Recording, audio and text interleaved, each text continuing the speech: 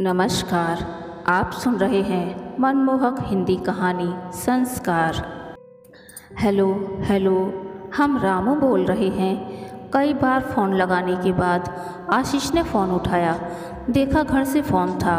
उन्होंने कहा, हाँ बोलिए रामू काका, कैसे फ़ोन किया? मालिक, बड़े मालिक नहीं रहे। अरे कब, कैसे?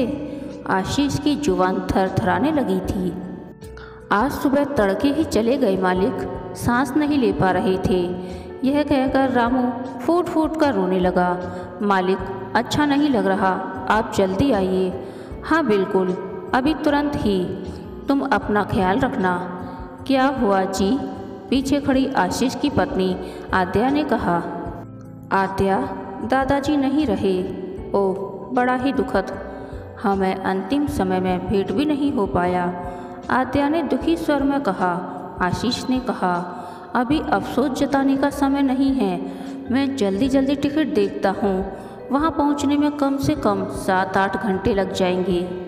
हाँ, तब तक मैं भी कपड़े पैक कर लेती हूँ। यह कहकर आद्या रसोई की तरफ बढ़ गई। उसने अपनी मेड से कहा, कमला, तुम कल से मत आना, दूध वाले को भी मना कर देना। हम लोग भावनगर जा रहे हैं, दादाजी नहीं रहे।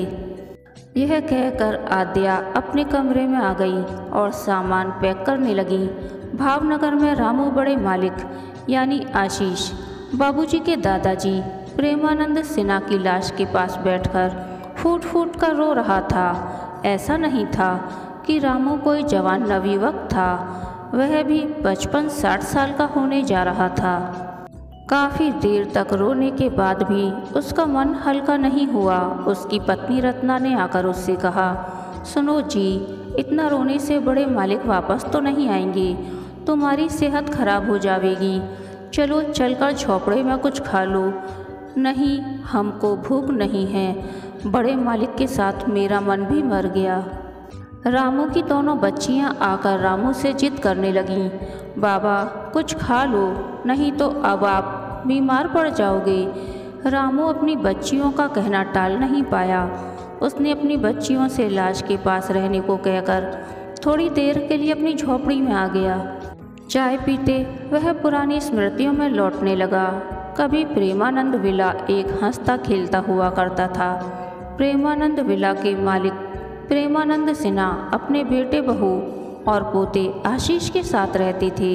एक हादसे में आशीष के माता पिता की सड़क दुर्घटना में मृत्यु हो गई थी। इस हादसे को प्रेमानंद बाबू झेल नहीं पाए। वह अपने एक अंग से लाचार हो गए। उन्हें पैरालिसिस का ज़बरदस्त स्ट्रोक आया था, जिसके बाद वह लगातार बिस्तर पर ही पड़े रहे थे। आशीष अपने माता पिता की इकलौती संतान था। वह उस समय दिल्ली में मेडिकल की पढ़ाई पढ़ रहा था। माता पिता की मृत्यु के बाद आशीष के ऊपर पूरे घर की जिम्मेदारी आ गई थी, सबसे ज़्यादा उसके अपाहिज दादाजी की। उसने अपने पारिवारिक नौकर रामू को बुलाकर उसे पूरे घर की, खास तौर पर अपने दादाजी की जिम्मेदारी देकर अपनी पढ़ाई पूरी करने चला गया। आशीष अपनी पढ़ाई पूरी करने के बाद, नौकरी और शादी के बाद लगातार बाहर ही रहा। साल भर में मुश्किल से 1 या 2 बार वह अपने घर आ पाता था। आशीष का घर और दादाजी रामू के भरोसे ही थे। रामू एक तरफ से उस घर का ही एक हिस्सा हो गया था। आज काम करते हुए 15-16 साल हो गए। एक बार भी नहीं लगा कि हम यहाँ के नौकर हैं। रामू ने चाय पीते हुए अपनी पत्नी से कहा, अब हमको यह डर लग रहा है कि मालिक आकर अब हमें हवेली से निकाल ना दें। अब हमारा यहाँ क्या काम? उसकी पत्नी भी इसी डर से डर रही थी। उसने भी कहा, अब हमारा यहाँ क्या काम? बड़े मालिक तो नहीं रहे। अब हमें नया बसेरा तलाशना चाहिए और काम भी। रामू इस बुढ़ापा में यह घर छोड़कर जाए भी तो कहाँ? कहीं तो हमारा और ठिकाना भी नहीं है। कोई बात नहीं, रामू ने ठंडी सांस भरते हुए कहा, मालिक आएंगे तो सारे निर्णय वही लेंगे। शाम होते होते आशीष अपनी पत्नी और बच्चों के साथ वहाँ पहुँच गया। उसके बाद दाह संस्कार और कर्म क्रिया के साथ कब 13 दिन बीत गए पता ही नहीं चला।